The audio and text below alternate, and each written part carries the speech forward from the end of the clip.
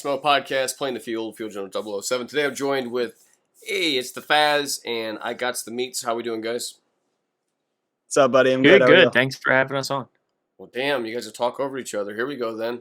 I got some pretty good topics, I think. First, Dan versus Bomber. Two guys that are, at the time of recording, 10-1. The father and the son. They both, real tight-knit group.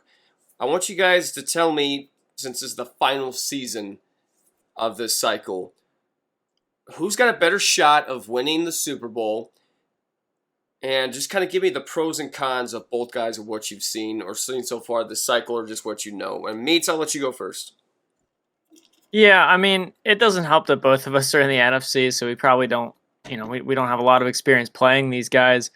But, I mean, like you said, they both have one loss. And in terms of more likely to win the Super Bowl this year, I think I just got to go. It hurts to say, but I think I got to go with Dan, but just because of he has the experience of being there.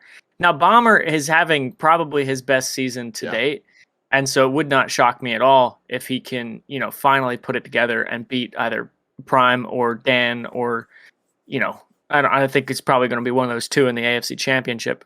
But he's got to get past that hurdle that he just hasn't been able to get past yet. Now, Fez, I'm going to let you go ahead. You're the altar boy. Father Dan took you back there and let you do some confession and trained you up. But go ahead. Yeah, my point is basically going to be pretty much identical to Meats. I think if you're looking at their teams, I think you have to lean Bomber. I mean, the team is stacked up and down. He subtracted a little bit from his defense and added to his offense, which now makes his offense very scary. But to this point, I mean, Bomber's had, a stellar team almost the whole cycle, and we just haven't seen it yet. Whereas, we have seen it from Dan. So I think in that sense, if I had to pick between one of the two, to beat each other and say the AFC Championship, I'd have to pick Dan. Kind of until proven otherwise. Their stats are both very close. Right now, Bombers, third on offense, 32 points a game, first on defense with just 14. You've got Dan second on offense with 33 and third on defense with 16. So they're very similar. Obviously, they're both upper echelon players. So I think until we see Bomber do it, I think we have to lean Dan. Yeah, you guys are going by the body of work, but let's take a look at the schedule real quick. Who's done what this season? And if you look, the Jaguars, he's beat Paulie, which is kind of up and down. Paulie likes to downplay how good he is, which I think is kind of his excuse for when he loses. He's beat Dominic, close game there, 28-26. Lawyer Killer, who is always good for a tough game. He's blew the doors off me, 42-3. Spanked Prime, 37-3. October played him decently tough, 27-24. He rolled up Coop like a joint and smoked him, 31-7. Latin, I don't know if I'm assuming Latin played that game, 38-10. He beat the Colts 42-22. He lost to Matt, 8-4. Blew out Woods, 42-9. The Raiders, 38-14. I think, now, I'll go through the Broncos' schedule, but I feel like Bombers had a tougher schedule. And right out the week one, I don't know if you guys remember this game or not, the Packers, he just barely beat Mike, who's been terrible at best at passing. 17-14, he barely squeaked one out against the Lions, 49-35. 27-0 against NYT, 35-10 against the Chargers, 38-10 against ZZ, 23-15 L to the Patriots, 31-10 over the Browns, 45-13 over the Raiders. Close game against Terrible Two-Step, 37-34. Close game against DW, 28-21. 27-17 the Raiders. And then he took care of business against Fig, 49-14. I'm just gonna look at just this season alone. And if you want to talk about the momentum and all that, I just don't think that there's any stopping Bomber right now. I mean, the fact that, Prime is the most decorated player in the SML, and he's beaten him handily. I don't know how you can say that Bomber doesn't have a better shot at winning the Super Bowl this time, but that's just my opinion. Do you guys have a rebuttal, or do you want to move on?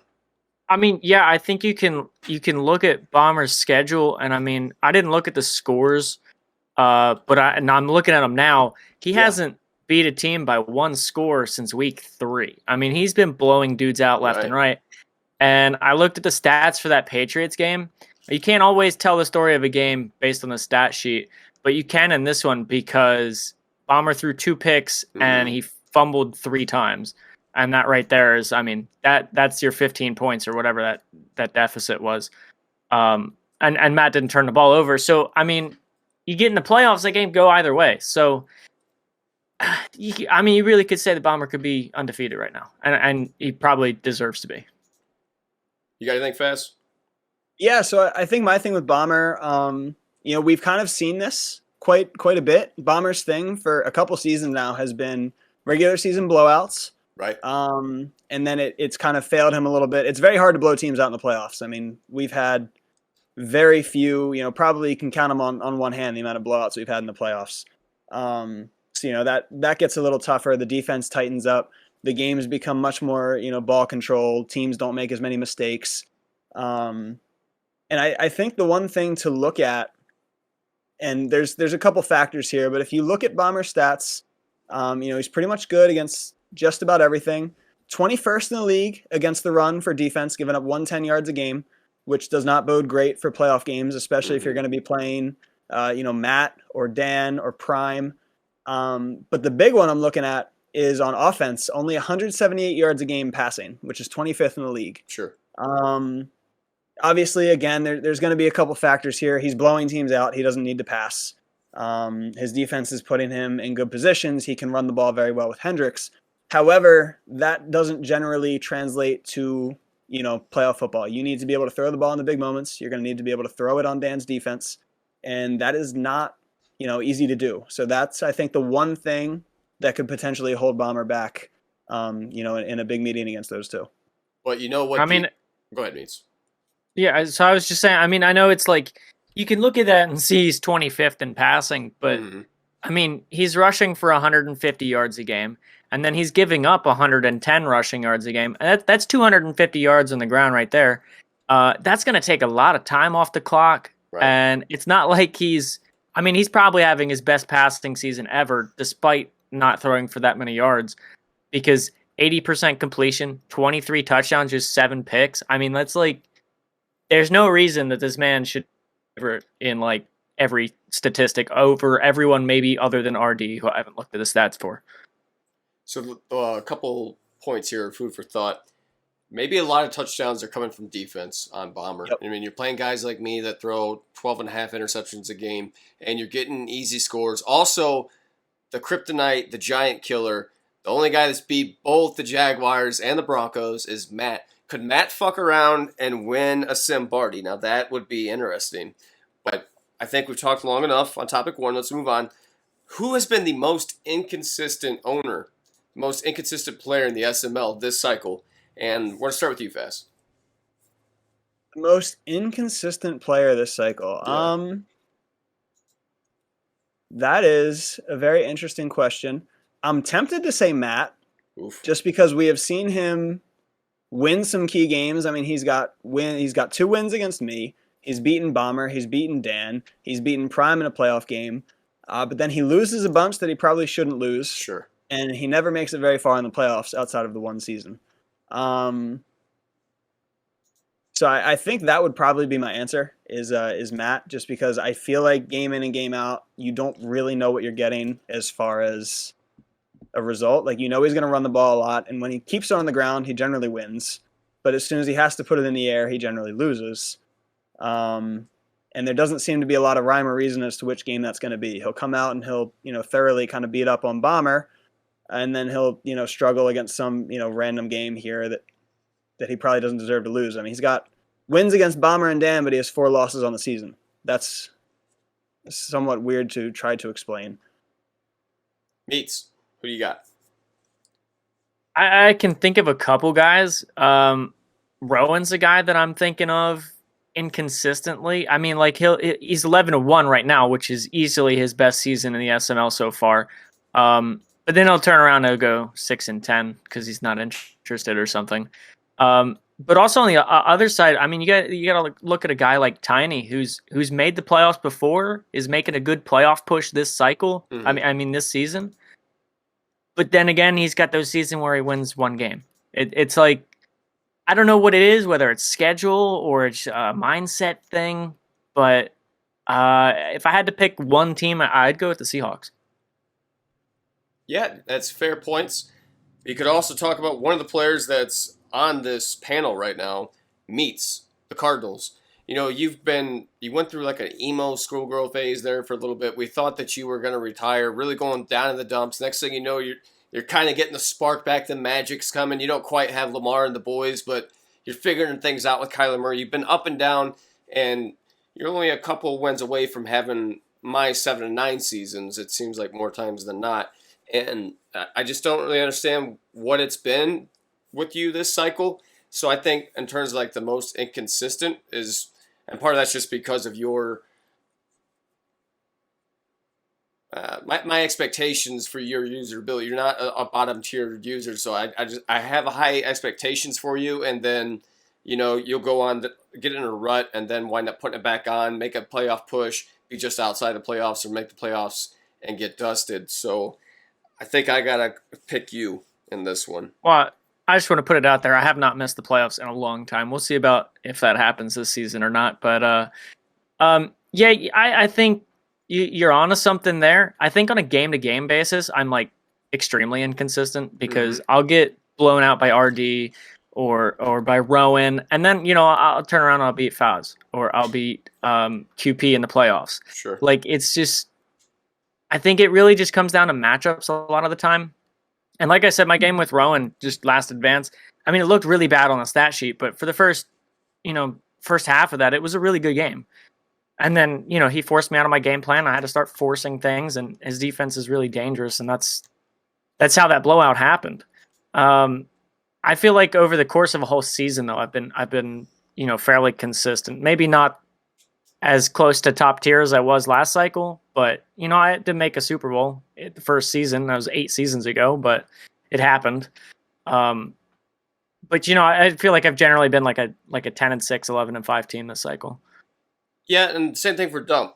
You can talk about a guy that comes in like gangbusters, really looking like he's gonna blow the doors off people, running through everybody, setting all kinds of records, and then Dump just kind of disappears and gets manhandled a little bit. But it's kind of interesting how many guys that were SML greats or the top 5, top 10 teams last cycle, and this cycle, you're struggling. Not necessarily you, but teams are struggling to be consistent. So I just thought that'd be an interesting topic. Faz, you got anything else you want to add to that? I was actually going to, to comment on Dump, I was going to put him on. I think he's actually been so inconsistent that he's consistent. He is just so consistently inconsistent. It's baffling. He, comes out and looks, absolutely stellar, and then you just kind of know that it's going to hit a wall at some point. You just don't know when it's going to be. What do you think I his would also issue put Grams is? on the list. Or you put Grams Grams on the I think list? has been consistently inconsistent, where he has a great season and he has a not great season, then a great season, then a not great season. Wow. Yeah, you're not wrong. I think there's something worth throwing in there is that the NFC's gotten better as far as the cycle has gone. I mean, we added D-Muse, we added QP, we've added who else have we added? We've added Clink, we've added we've added so much talent. RD? What's that? Did you say RD? Because he wasn't. Yeah. Okay. Well, it's easy to think about it because he just swept me. So we've added RD too, and he's won a Super Bowl. So yeah, the NFC has taken a big step up from where it was at the start of the cycle.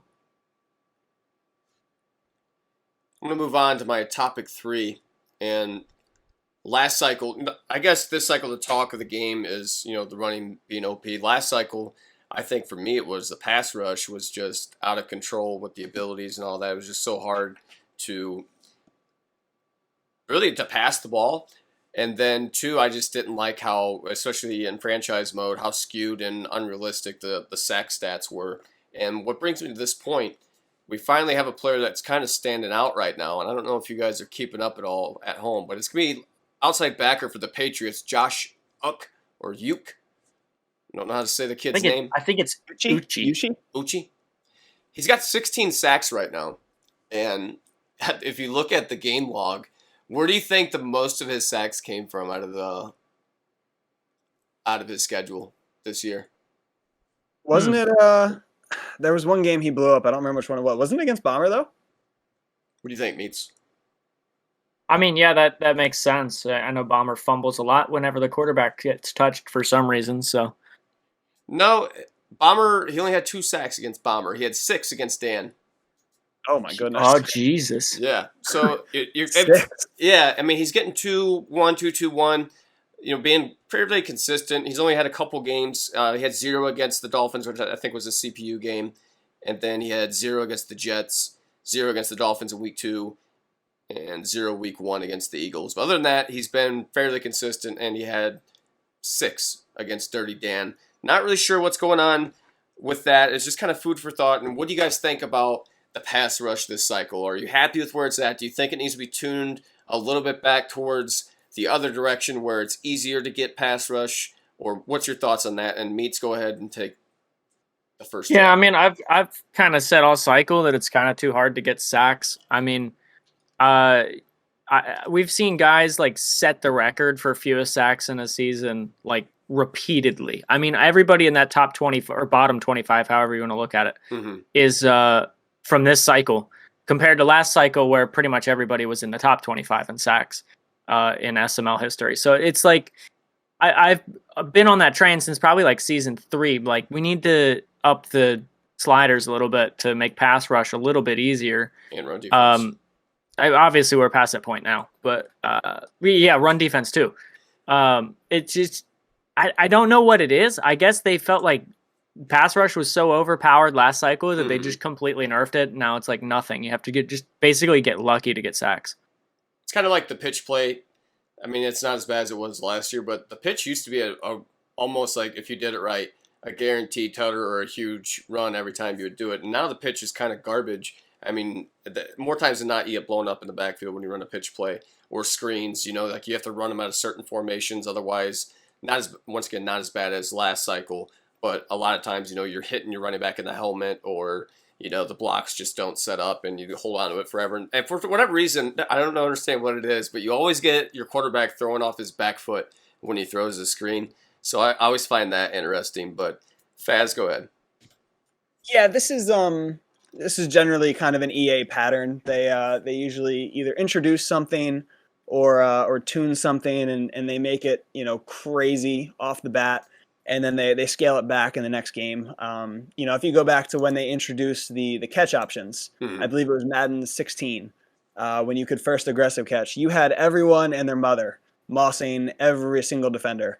And it was crazy for that first year. If you got one-on-one coverage, you just chuck it up, you're probably getting the catch. So then, you know, they tune it back. Last year, it was the pass rush. You had guys getting 45 sacks in a season. You know, they really tuned it back this year, and now it's very difficult / near impossible without good abilities. You reach for it comes to mind this year. Everybody reaches for it. Next year, I'm sure it'll be a little more balanced. As a whole, the state of pass rush I don't think is so bad. To begin the game, it was terrible. I think they've done a good job tuning it to where I think it's really not too bad right now. I think it's just the meta of the game discourages sacks. Right. It's very much, you know, check down offense, you know, Right. run the ball a lot, take your easy yards, which, Right. you know, obviously if people are throwing 3-yard passes, it's going to be hard to get in the backfield. Sure. So, you know, speaking on Uchi, I think one thing people don't realize is that ability, pass committed, is one of the best ones in the game. Basically, when you pass commit on defense, Uchi will shed like he has edge threat, which is, you know, a completely just amazing defensive ability. So if you don't know that's coming and you're not prepared for it, he's gonna crush you. And I'm assuming that's what happened with Dan. Yeah, I'm not gonna lie. I'm not very savvy on the abilities. I don't read into that stuff. I just don't spend as much time playing the game as I did probably 5 or 6 years ago, and obviously that shows. But I'm gonna move on to my last topic. I think this might be the one that certain individuals take offense to or feel like they need to have a rebuttal. But should there be a stay in your zone rule? And a lot of times it's talked about, we like to stay sim, we like to mirror the NFL and things. And on defense, you can't really say that you're mirroring the NFL when you got a guy that can run sideline to sideline in a matter of 2 seconds. That you can run and cover posts and then back up into a slant and just cover damn near 80% of the field just with your middle linebacker or a safety. Also, another rule that was in a league that I played in before was the no switch rule, which that their thought on that is it kind of puts an emphasis on ratings because you got crappy defenders and they have bad ratings, bad awareness, bad play recognition. And if you're switching to them and going for the interception or the SWAT, do the ratings really matter at that point? What's really the purpose of having bad defenders? Let's go ahead and make everybody 99 overall or whatever. But I guess we'll stick with the should you stay in your zone rule, because it's just so difficult to be able to pass sometimes against guys that are elite, and isn't necessarily sim to be able to do that. I want one of you guys to kind of take each side of the argument or just give your legit opinion on it. I'll go ahead with Thaz. Yeah, so I have played in a stay in your zone league in the past. I understand the merits of it. I think it's less important now that they have added the change of direction. Sure. I think previously when you had, you could just get a linebacker with, 90 speed. It didn't matter how bad he was. You could cover the entire field with him. I think it's a little bit less of a problem now, maybe less necessary than in the past. My thing with it is, I understand the trying to replicate realism, but I think in a sense it's only so possible playing Madden. At the end of the day, it is a video game. There is always going to be things that are just, completely unrealistic in this game. And as far as, trying to mimic that, I just think that, limiting what guys can do on defense, I think would just end up creating more frustration than anything else. Because it really just opens up, in my mind, more chance for like AI manipulation. Like it's just very easy to kind of crush coverages the same way over and over again. And if it's, a spot that you can't really get to with the stock zone, you're going to be in trouble playing defense that whole time. So I think to avoid that, I think it just puts a little more control in the defense's hands to. What do you think about no switch? What do you think about no switch? No switch is another thing where, to me, I think it's just better to have user-on-user interaction. It is very easy to juke the AI out the same exact way every time. So if your user is taken out of the play, you could be giving up a lot of touchdowns on very similar moves that get frustrating to see. I would get on board with that faster than a stay in your zone rule. What if it was just no switch on passing plays? And I guess my reason behind that is you can make a 70 some odd corner really, really good with the fact that you're able to have that user input. I mean, I guess you acknowledge the merit in it, but you're opposed mostly? Yeah, I'm mostly opposed. I like having as much user against user as possible. I think that makes for the cleanest game because the AI we see it in like the pursuit angles they take in this game. Like they just, they just can't seem to get it right, especially in this version. And I don't take great pursuit angles myself, as has been well documented. But the AI ones are just tragic. Meats? Yeah, I know we play in a sim league and all that, but I feel like a stay in your zone rule, at least for your user, is just like it opens the door up for the offense to just get repetitive. In that, if I know a guy's first read is going to be on a slant and I have my guys in the flats, I know that slant's going to be open if I don't cover it. Or I know that crosser on the far side's going to be open unless I user it. So it's like, I feel like those would just be open all day. We'd see passing records broken left and right. And I just feel like we may be sacrificing a bit of sim for not having a stay in your zone rule. But sure. I think it doesn't sacrifice A, the integrity of the league, or B, like the on-field product. In terms of a no switch rule, I've played in a hybrid no switch rule league which is like you couldn't switch until after the catch was made.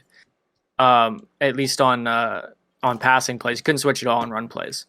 And I thought that was good because it required basically just, better ratings is going to get the catch, which helps for team building. But when it comes to user on user catching, it's just kind of like nobody really has any input. I mean, theoretically, we will next cycle with the whole individual animation thing. Yeah. But as it stands right now, it's like you're both hitting triangle, and it's either going to be incomplete or somebody's going to be upset about a crappy animation. So I think you just kind of got to leave it the way it is. But I'd be more likely to go on a bandwagon for a no switch rule than I would be a no zone rule. Okay. I'm also not opposed to having the playmaker just because if you're going to allow or not going to have a no zone rule, like I said, you almost need to put a little power back to the offense, especially when you have the skill gap between the top 5 to 10 teams compared to the average and below average players. I mean, you almost have to put a tool back on the tool belt for some guys because, I mean, it's really difficult to get stuff going sometimes, but just food for thought. There's a lot of good guys out there.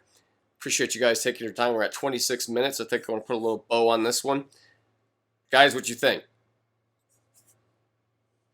Yeah, I mean, I think it was a good time. Thanks for having me. I think they're good topics. The no switch, the zone. I think it's cool to talk about, and I always think it's good to, keep throwing things at the wall and see what sticks. You never want to get stale as a league, so it's always worth having the conversation. Sure. Yeah, I don't think this is going to be the last time this league has any of these conversations. I think this podcast might actually spur a couple of those conversations, whether it's a first and goal or back at or battle at the border or whatever that title is. But yeah, it was fun. Thanks for having me on, and I'll always hop on when you need it. Appreciate you guys. And if you're looking at home, we're on the Sim Mad League website, simmadleague.com. You can apply today. I'm not sure if there's any spots open the Primer. Meats has still not put Prime's new banner. It's kind of something I want to bring attention to. But you check us out, simmadleague.com, daddyleagues.com/SML. We're moving on to PS5 here in just a few short weeks. We'll be done with the PS4. We'll be done with Madden 21. God is good. Amen. Like, subscribe, take care. Have a great day.